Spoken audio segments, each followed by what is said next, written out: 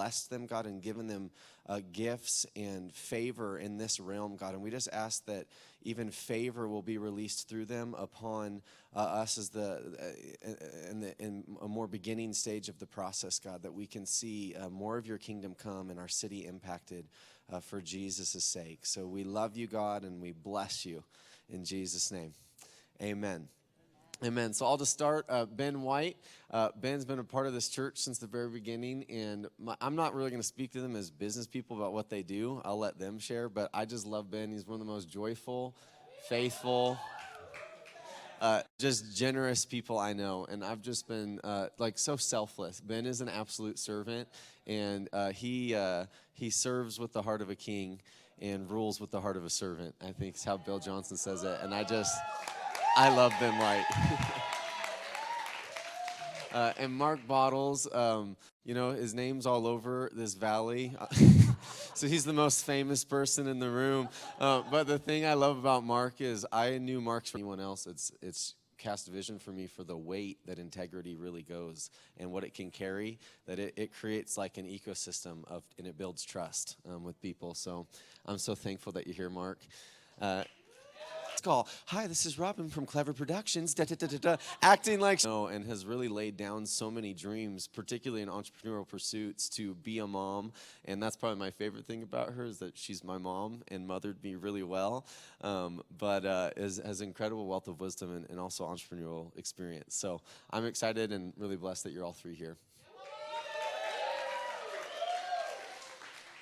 All right, so I'm just going to start and ask you guys to just spend a few minutes just kind of explaining your understanding of entrepreneurship and kind of your history, background, and what that's looked like.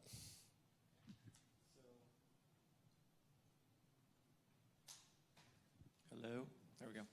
All right, so just as a young child, too, I had constant dreams of wanting to businesses. I'm going to be rich and this and that. And then, of course, a lot of people not trying to put away from it kind of thing. So a lot of things came along with that, but that dream still stayed that no, it doesn't have to be for evil. Money's a good thing. It can be used for amazing things. So that dream stuck with me. I had a lot of it was really gentle with me on me failing a lot of things, but that was a great learning lesson for me too is to fail. Actually, so that was one of the greatest things that happened frequently, and in my younger years when I was really just running after the world. That was a long time doing that. So when I actually started the business that I currently do, where I teach CPR and first aid classes, we also sell defibrillators, monitor and maintain those, and do some online training with that as well. That started when I was kind of just hit a wall myself, was seeking God and like, God, okay, I know this is what I want to do, and I believe you. I'm reading your word. And I would spend about 30 minutes a day at the job I had at the time. I had a couple different jobs. I was serving tables at a restaurant and also bartending there. I was also selling gym memberships and doing personal training. And so at the gym membership office, it was awful. Selling memberships was horrible. And they'd make us go to corporate places, and we'd have to try to push on the, you need to work out. And it was just, I didn't like to do it because I felt like they didn't want to work out, or they would be. And now I'm trying to push them to do it. Anyway, I didn't like it, but it was really good training for setting me up. But I'd be in that membership office, and it would be the 30-minute lunch break, and I'd be at that desk like, God, get me out of here. Like, I hate this. I want something that I can do. I don't have any money. I need something that I can start just with nothing. And I got really specific with what I wanted to do, and it was just constant prayer, but it was also constantly in the jobs that I did have trying to do the best I could and make the best of the situation that I could. And it had been several months of that, and one day in the membership office, I was in the middle of that prayer, and the office got really quiet, which was weird. It's a sales office, so you want to sell memberships, you get commission, and there's 7 guys in there. So my back's turned, I'm praying, it gets awkwardly quiet, and I turn around, and there's a lady standing at the door, and she's like, hey, will you come help me? I was like, sure. So I hop up, and it's just the whole situation and the whole atmosphere was just strange. So I follow her out to her car. She opens up this little hatchback, pulls out a little container of CPR dummies and hands it to me. And it was super light. It was like 10 pounds or something. And she grabs a clipboard, and we start walking back in, and she starts telling me all about it, almost like she's trying to convince me that it's what I should do. And I'm just confused the whole way. We walk in the door, and as soon as we walk in the door, she grabs the bag of mannequins from me and goes, thanks, and goes walking up the stairs with them. And I just stood there. I was so confused. Like, why did you have me help you? Why were you talking to me like that about this? Why you just grabbed the mannequins and walked up the stairs? You didn't need help. Like, I was so confused. But I had been in that process in communion with God and the Holy Spirit at that moment. So he drew me right back in and was like, can I make it any more obvious for you? And I was like, whoa. And so I was just like, ugh. And I walked over, and my business partner, he had actually just finished training a client. And I said, hey, I got my answer to my prayer. I'm going to start a CPR training company. And he's like, oh, okay. I was like, so you want to do it with me? He's like, okay. So when do we start? Tomorrow. and we started the next day. So it's been 11 years now, and we're now the biggest CPR training company in Idaho, which is pretty cool. I mean, small thing. Started in your mom's basement, right? Oh, we had a basement that we Sorry, started. So we're sorry, living together. not his mom's. Yeah, I running it out of exaggerated. the basement. It was ghetto. I remember my business partner's girlfriend too. She's like, "You're doing what?" She's like, "Why don't you do something with your life?" And I was like, "Don't listen to her. This is what's gonna happen." Started telling. So good, so good. All right, Mark, let's hear from you. My dad pastored in Chicago area, and my dad grew up in a great home, wonderful parents, always believed in me. My school teachers, I was so ADD, they thought I was be lucky if I was even going to be a used car salesman. That's not putting down used car sales. I take that as a compliment. But I actually had a hard time sitting in school, just staying in my chair. You know, I wanted to always be on the go. I truly don't believe God meant for boys to be sitting in a classroom all day long. but I just had a hard time sitting still. My mom and dad always told me, God's going to do amazing things in your life, and went on mission trips with my folks. Always was fascinated by business people within the church that my dad was around, people that he worked with. And I saw businessmen in Chicago planning inner city mission work with like the president of Sears and Roebuck, where they'd go in and start night basketball programs in Chicago to get kids off the streets, trying to help them get into college, help them educate. And I was fascinated by that. And I saw these entrepreneurs and business people really partnering with the church, saying, what could I do? And, you know, it's kind of the starfish syndrome. If I can just do a little bit and save this one and just, you know, because it seems so big. And that really captivated me, watching these entrepreneurs working with the church and partnering with the church. And I always thought building was fascinating, construction, those things. Worked a couple corporate jobs out of college for great companies. Learned a lot. A lot of growth, a lot of teachable moments to me in sales.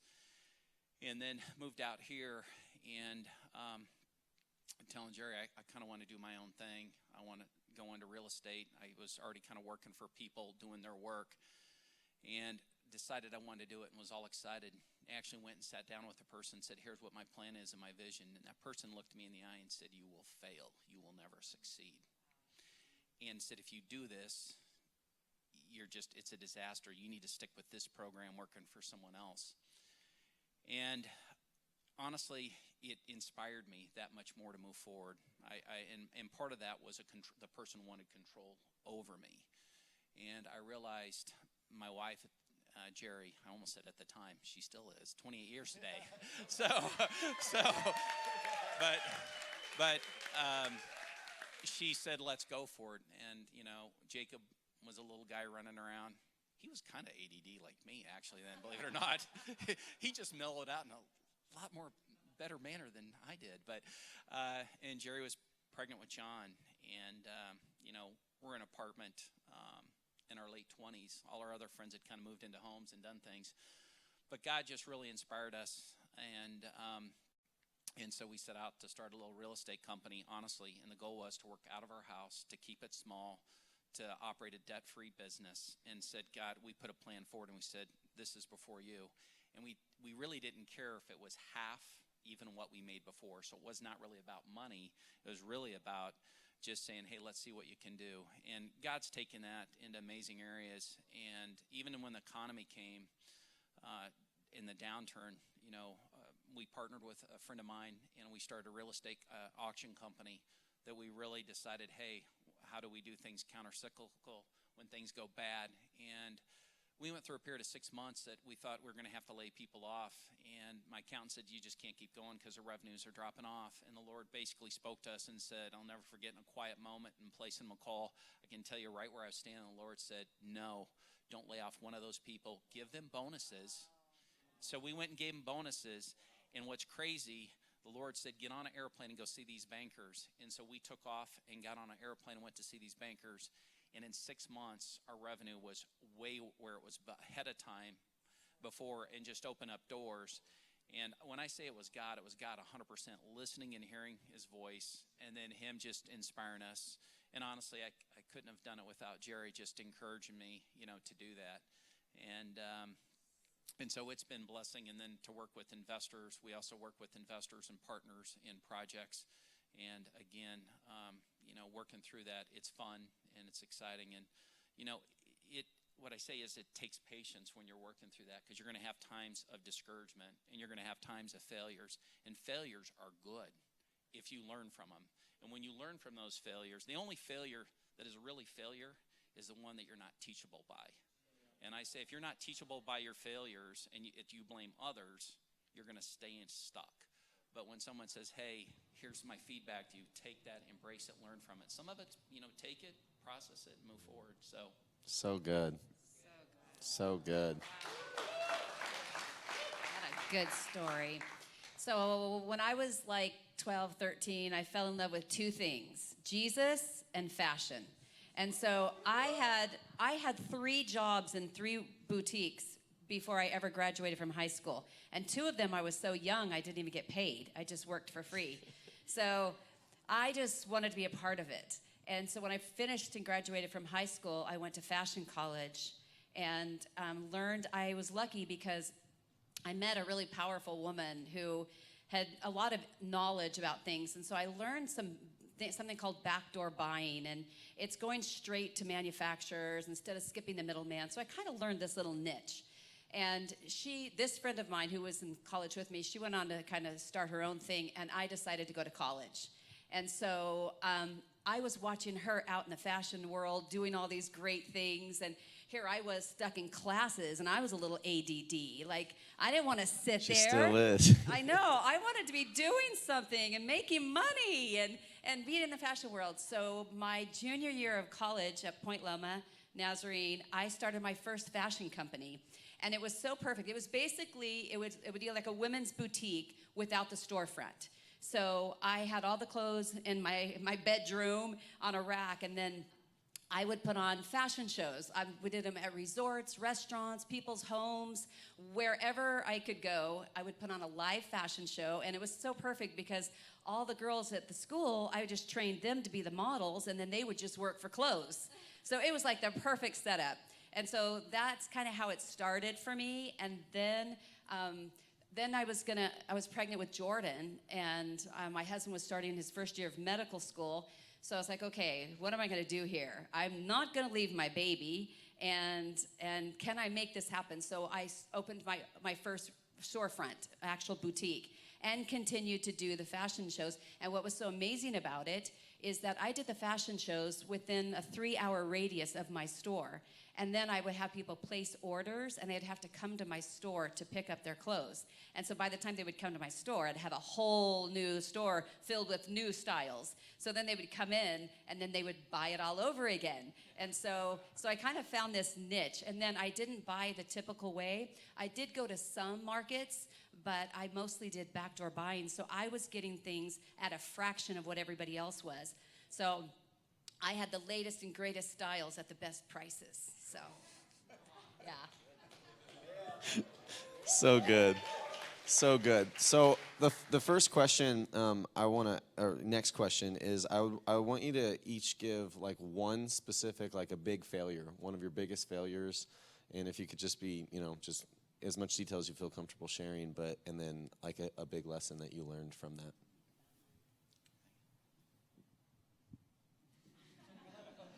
Like, I got lots. So I started a couple businesses. It's super easy to start a business, okay? The process for getting a business started, and oh, you're a business owner. That's super fast and easy, but then you have to put in the work, the due diligence, day after day after day, the grind. So I failed pretty quick at that aspect. I didn't have AED, but I had a lot of energy. That's a more Christian way to say it, I think, right? So anyway, started a lawn care company, and went to a few houses, and as a young kid, I would mow some neighbors' lawns and get money, so I thought that was cool, once in a while just to buy candy or toys or something. But anyway, started a lawn care company and started going from house to house, started thinking about how can I get more business. And then after getting, like one yes out of like 10 different houses, I was like, I don't like this. I don't like being said no to and feeling like I'm a failure and these people looking at me like I'm just some silly kid. And so I just quit. Wow. That was it. Just pretty quick.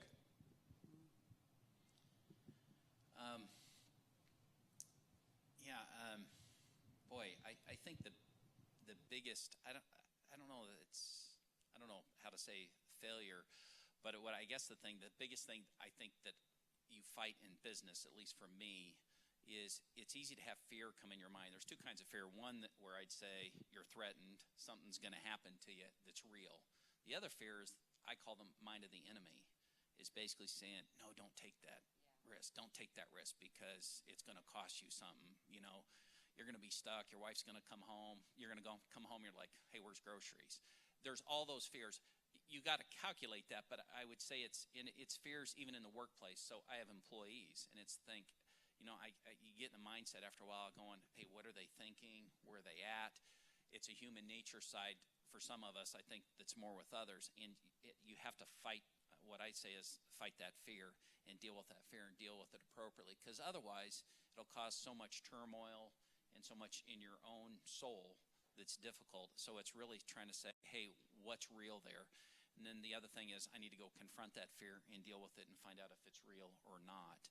And I think, so it's not one specific thing, but I think it's so much true in business and even young entrepreneurs or even in your workplace where you're working for someone is that, and I think I've even learned it more, honestly, being here with River House, is how much fear does play a place in my own life, even as an adult at 54 years old. And it's like, wow, I can't believe I dealt with that or didn't deal with it at times I should have, that I could have pushed through even further and done more. So that's really good.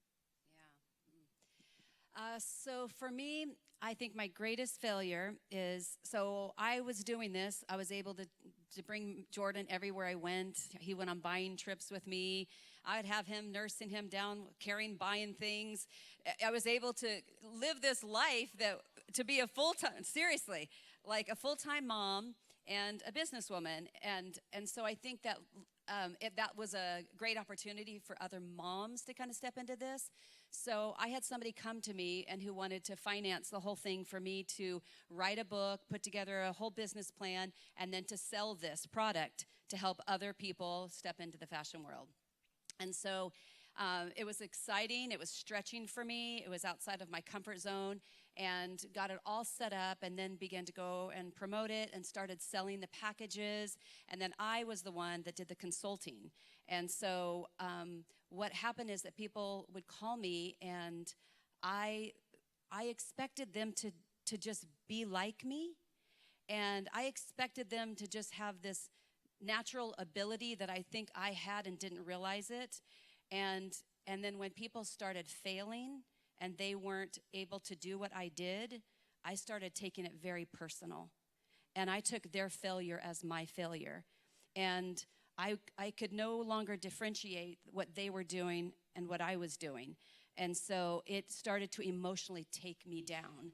And I think that in the end, that's why I ended up walking away, is mostly because I had Riley, and now I had 2 kids and a busy life. But really, it became a burden instead of a joy. I'd like to piggyback on that question of like the sense, like when we're stepping out in entrepreneurial, like, you look at like countries like Japan, there's not a lot of entrepreneurial expression because frankly, the statistics say most times businesses will fail. Most times new churches will fail. Like, that is the cold, hard reality of what the stats tell us. And yet there is something within us that's always like pushing. So, but there's like fear of failure is real. Like, it's a real possibility. I would love for you to just maybe offer something like, what is it, where do you draw strength from? What is it within your own mindset and your persona that in the face of it? And I think one of the myths is the fear, it's only right at the beginning that it's going to be vulnerable. But like, you can be 5-10 years into something and it's like, this feels more vulnerable. Now there's more employees that are on the payroll, and now there's, all these things. Like, I felt that with the church. Where do you draw strength from, and where did you draw strength from as far as like, no, relentlessly, I'm going to still step out and do this, pursue this? Yeah, so, just with the start too, with God just giving me the answer for this business, it really helped to keep that motivation there. So I did definitely have that where, no, you told me this was a good idea, this was good for me, and I'm going to stick with it. And there were, a lot of times where it could be like, maybe this really isn't so good. There's definitely things that are more profitable out there to do. And I started and have dealt with this back and forth sometimes on, well, if I'm a business owner and I'm starting a business, business is meaning I'm supposed to make it succeed, and the more profitable you are, the more successful you are as a business owner. So that came into my mind sometimes to where I'd start thinking, well, I can do this, and I know I could succeed at this. I just have to put in the time, the due diligence, the effort, the day after day work, and this can grow, and this will be more profitable. So this is what I should do. And God had different plans for me with that. So there was a lot of times where I'd want to quit. I had a business partner, and that's very difficult to deal with if you have different ideas of what you should do, and especially if that person, which my business partner went through some pretty big emotional stuff for a while, and would bring that into the business and put that on me as well with decisions we'd make. So very difficult, and that was like the biggest season, I think, where I really just wanted to throw in the towel. Like, I can do this on my own. I can just leave this, start right back up. And God has different plans. He's dealing with so many things behind the scenes that we can't see. It's one of the things he's really wrecked me in a good way with lately is like, you just don't know what I'm doing. Like, all the things I'm doing behind the scenes to make your life better, like the good things I have planned for you, you have no clue. Like, let me keep working on you. And I mean, I love it that all the speakers have been hitting on this. It's like, throw the manure on. It's so important of a process. So God had huge things for my business partner as well. Our relationship has been restored. And, but it's so easy to want to throw in the towel, and the perseverance of knowing that, no, you do have better plans for me, God. I'm praying that I want out, and this is my plan, and then I'm hearing from you that no, you want me to stay. This is a season for me to grow and to learn, and it's not just for me, it's for someone else as well. It's huge, and that's still happening. This business has been going for 11 years, and that is still happening. I'm still in that process that doesn't end, and it's actually kind of a difficult process I'm even in right now at this moment. And I know we call it seasons because there's ups and downs. And I was talking with John Balls. I was like, man, it feels like there's a lot more valleys than mountaintops going on lately. But it's good.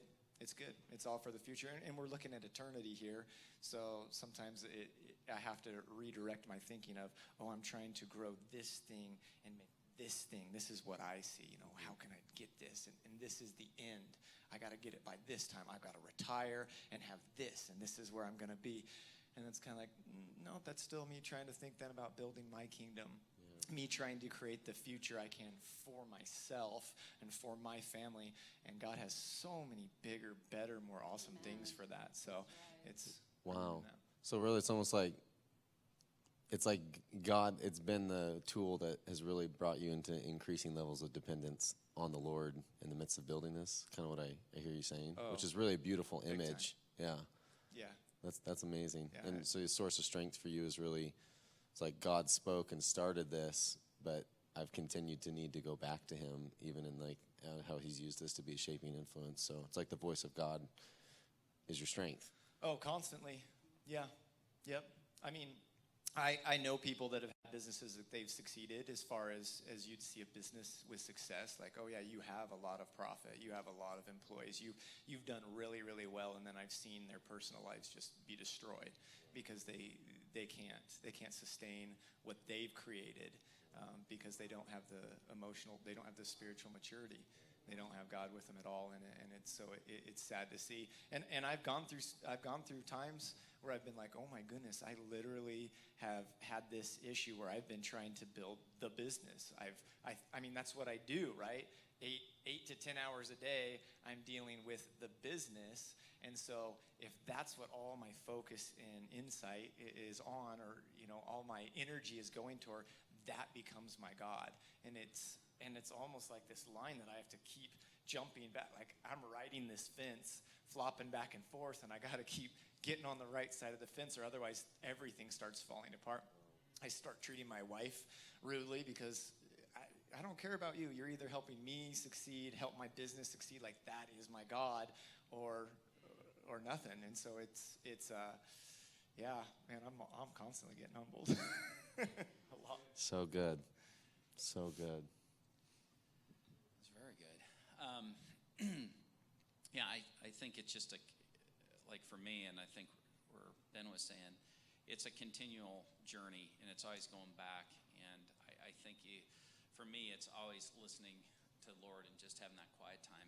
And sometimes it's just going for a walk by yourself and spending time with the Lord. Just, I've never heard his audible voice, but let him speak to you and let him nudge, just saying, hey, this is the right way to go. This is the wrong way to go. When you feel impressed to be stopped to do business with someone, take that and listen to that, because it could lead you into trouble to go down the path that if you feel that inner voice telling you not to do that. Like for me, a lot of that came home. I'd come home and talk to my wife and Jerry, and she's been putting up with the two boys. I know they look calm here, but man, they tore up the house. And so, but when I would come home, she listened to me. She would hear kind of all the stuff I had to deal with, and she poured wisdom into me. And in a way, kind of like the kids, turned me around and sent me back out the door many times. Really just encouraging me, knowing, just being that support. Even if you're single, that support. I mean, I've had support. My father was one. My dad was a pastor, not a business person at all. But my dad, during my younger years, getting started in business, boy, did he ever pour wisdom into me. I'd go to him, whether it was, in marriage, raising kids, that I would do that. If you don't have a healthy home, parents, you find someone who is. And they're here in the church, they're pastors.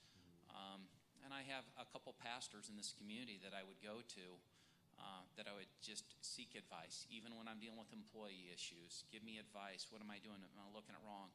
And the key is to take that feedback and to listen to that feedback and go through those challenges of ups and downs. You're going to have them in work. I mean, I have growth issues in my company. Some people said, oh, you're there. Well, yeah, our business is growing, but it's changing. I mean, it's changing, it seems like all the time. And I spend a lot of time with John saying, hey, which way to go, getting feedback even from younger people. And I also go out to peers of mine, people that I work with, and you get to understand what are the struggles that you're going through, and how do you get through that? How do you overcome that? But I think, without a doubt, the Lord's got to be first and foremost guiding you in there. You're going to have tough days. I mean, it's not going to be easy. I mean, if it's easy, I don't know, someone else is going to figure it out, and your business is going to go out, because there's just no way. And it's patience. The other thing is patience to build a business. I think so many people, and I'd encourage you, is it takes years. It doesn't happen in a month. It doesn't happen in a year or 2 years. It takes months. A friend of mine built a business, a technology company in Eagle, and everybody's going, wow, he did that in 2 years. No, he didn't.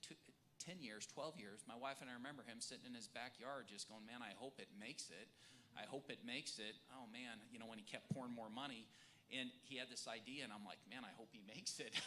And then about a year before he sells his company, I think I made it, but he wasn't sure. But it's just, it's pouring in time and energy.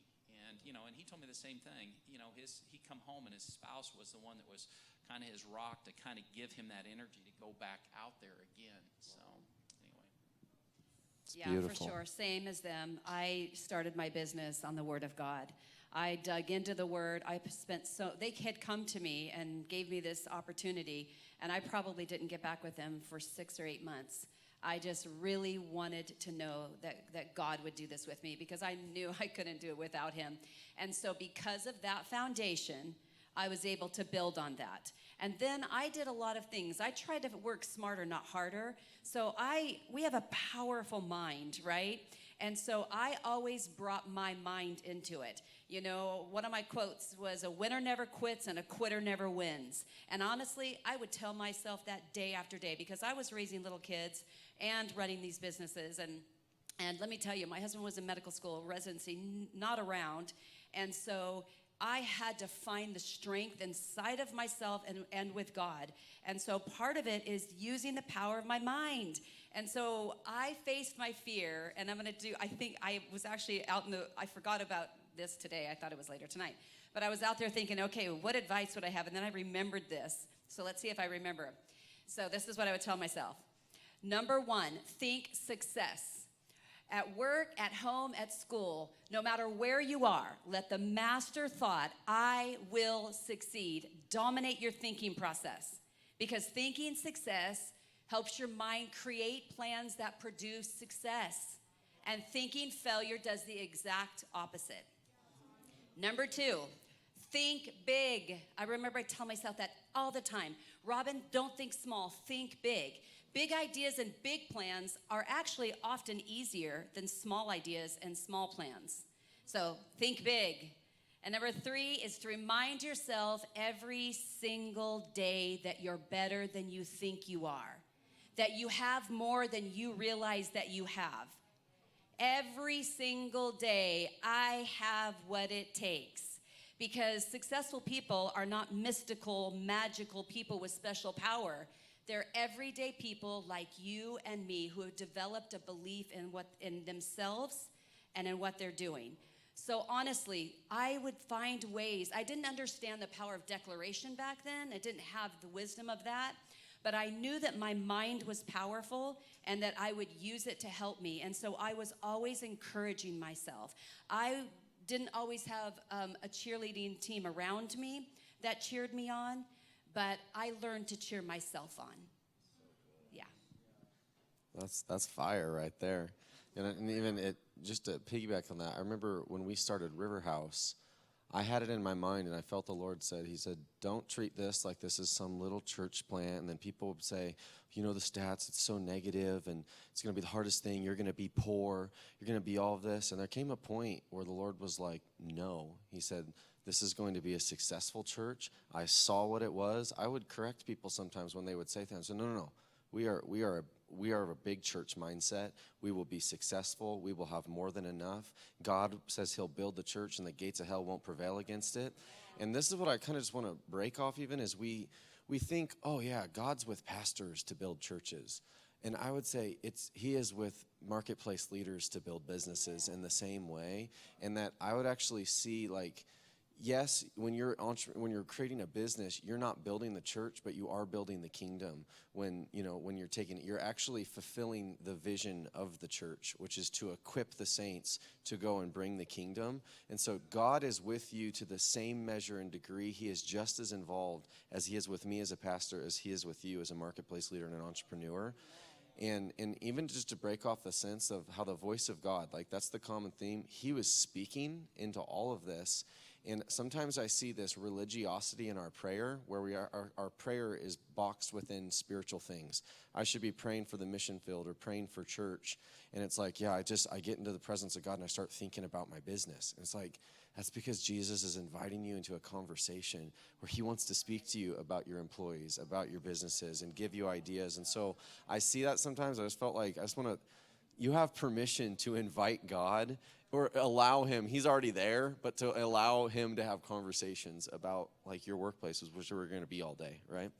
So awesome. Oh, she's preaching. Really quickly though, sometimes in my prayer life, I would be trying to pray and I would start getting all these thoughts on different things I could do to increase my business. And I remember scolding myself for it and being like, Robin, focus, keep the Lord separate, that's business.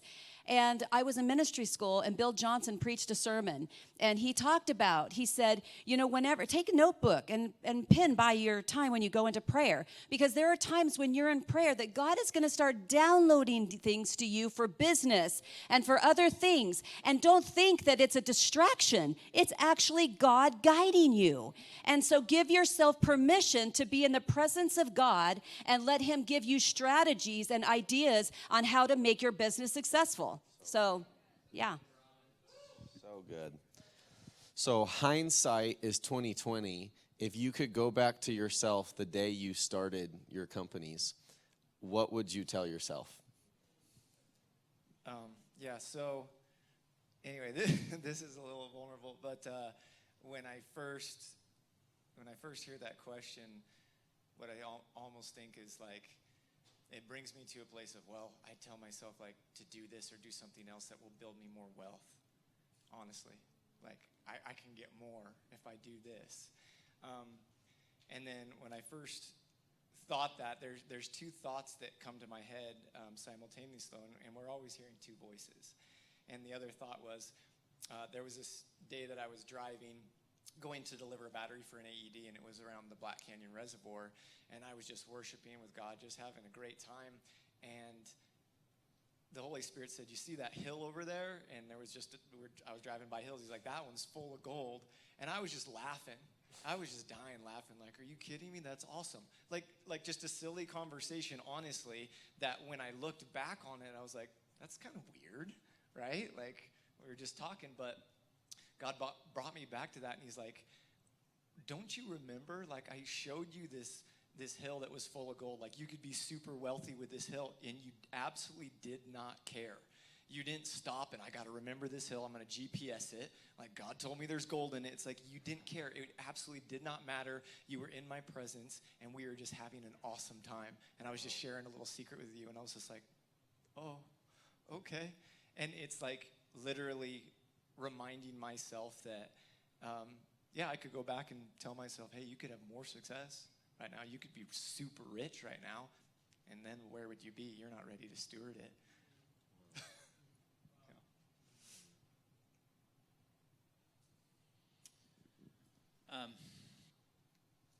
Just if I went back, just stepping back, built a business, really trusting the Lord, listening to the Lord. I would say I would continue to pour more into that, because building any business, can non-Christians build great business? Absolutely, they do it every day. A lot of them are empty at the end of the day.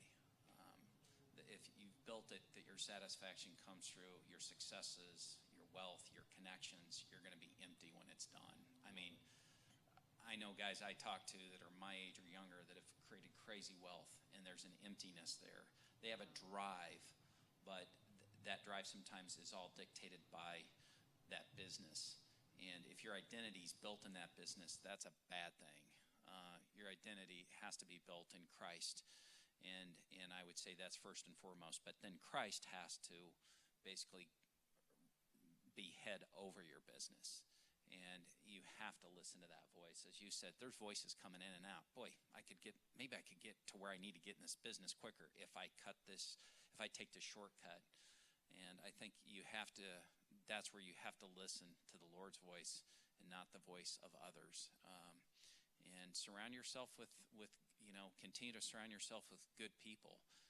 People mentor. It may not be a business person. It may be a pastor. It may be a doctor, someone that you have respect for. Look at their lives. And I always say, look at their lives. It's easy to see the lives by the fruits of the Spirit. If you look at that, you can say that's a good person. That's Holy Spirit's living through their lives, and follow that and use that as your sounding board. So I continue to pour in more of that. I would say to myself, just breathe. Yes, you have to work hard. Business is hard, and you have to be willing to pound the pavement. And all of that is a part of it. I remember there were days when I wouldn't have shows booked, and I would get a bag of clothes, and I would lug them in and out of any kind of restaurant, resort, beauty salon, like literally cold call, work 10-hour days just pounding the pavement. And I look back and I think, if only I would have trusted God more, that I could work hard and play hard. But I think I fell into, I got to make this happen. And yes, Lord, I'm so thankful you're with me, but I've got a lot on my back. And I became a little bit of a workaholic. Just get up early, work hard, go longer. And today I would say, just breathe. Trust the Lord. He's in it with you. He wants you to succeed probably more than you want to succeed. And so yeah, do it and rest. I want to do one more question, then we'll do a question, and we'll open it up for you guys to ask. And that is, when thinking of the millennial generation and kind of the rising workforce that you're engaging with in different ways, either as from a boss-employee relationship or whatever it may be, what are qualities you look for? Or, if you were looking at someone that you would say, yeah, that's someone I see is set up to walk a path of success in entrepreneurship specifically, what would that quality be? Like, what are you looking for, for us? Well, and I see it all the time, and it's awesome. I see a lot of people asking why, just constantly about everything. Like, some people could be, because it's the way we do it. It's the way we've always done it. But people are like, no, why? Like, I need to know why. And that's what I see a lot of people asking in this generation too, is why? Why is it done this way? And then questioning, okay, if it's done this way, well, why not this way? Why not this way? And trying to figure out, not necessarily, and we've heard the stereotype, lazy. No, it's like, let's do things smarter. Let's do things the way that we can do things to make this more beneficial, to free up more time, free up more energy, really. So that's what I really see is those questions, why? Not a why, but like, why? Why this way? And keep digging for those answers of why this way. Because there's constantly things changing, and there's better ways to do things. And that's what I see, people wanting to do things the smarter way. It's really good. Yeah, I would agree. There's always a way to do things smarter, and I think to search that out as you grow a business, to look at it. I will tell you, hard work has to be there. Amen. And there's no shortcuts to success, unless you want to see yourself on the 5 o'clock news.